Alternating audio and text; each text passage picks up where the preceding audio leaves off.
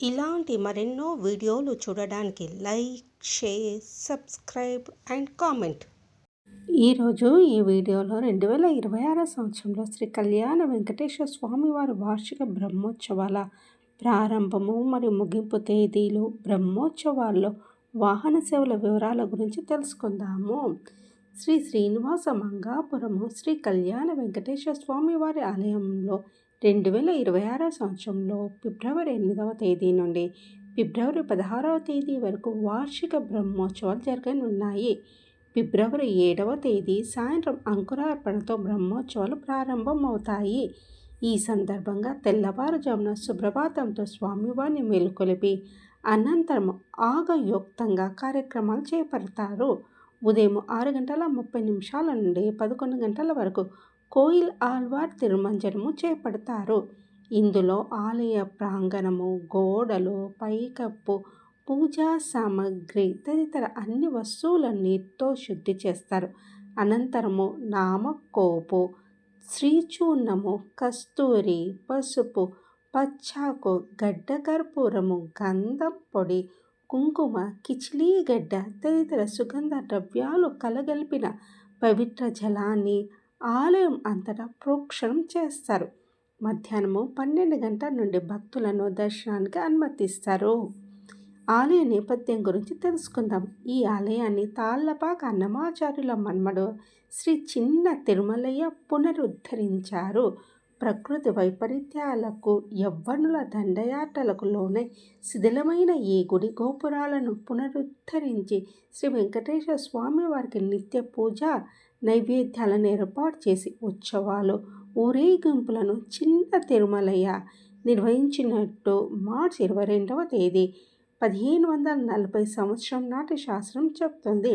అర్చకులు సుందరరాజ స్వామివారి నుండి 1967లో తిరుమల తిరుపతి దేవస్థానంలో వారు చేపట్టిన శ్రీ వైఖానస ఆగయోక్తంగా దేవాలయ పునరుద్ధరణ, భక్తులకు వసతులు, నిత్య దిట్టము ఏర్పాటు చేసి శ్రీ కళ్యాణ వెంకటేశ్వర స్వామి వారిని దర్శించుకునే అవకాశం కల్పించారు.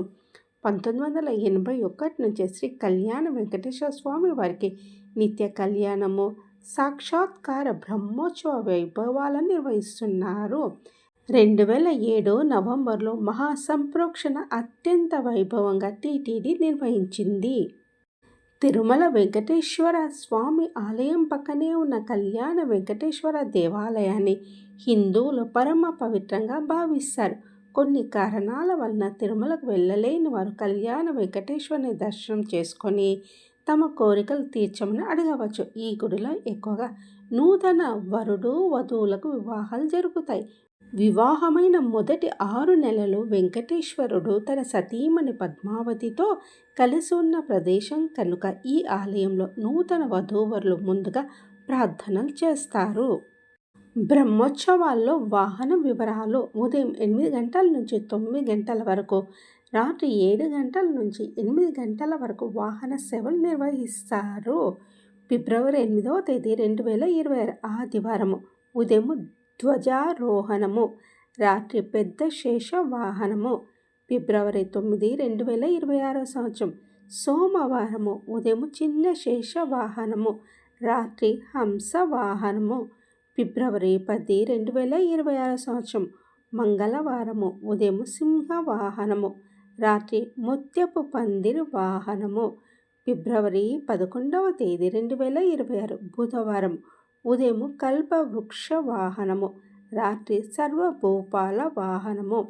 ఫిబ్రవరి 12వ తేదీ 2026 సంవత్సరం గురువారం ఉదయం పల్లకీ ఉత్సవము, రాత్రి గరుడ వాహనము.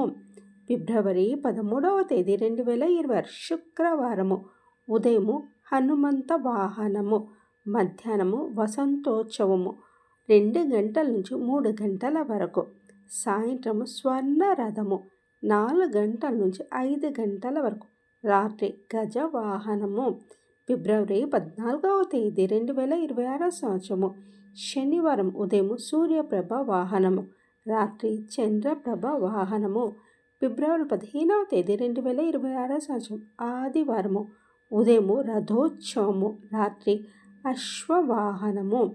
ఫిబ్రవరి 16వ తేదీ 2026 సంవత్సరం సోమవారం ఉదయం చక్ర స్నానం, రాత్రి ధ్వజారోహణము. ఉత్సవాల సందర్భంగా టీటీడీ హిందూ ధర్మ ప్రచార పరిషత్ ఆధ్వర్యంలో ప్రతిరోజు వాహన సేవల ముందు కోలాటాలు, భజన కార్యక్రమాలను నిర్వహించనున్నారు. అన్నమాచార్య ప్రాజెక్టు కళాకారులు అన్నమయ్య సంకీర్తనలను ఆలపించనున్నారు.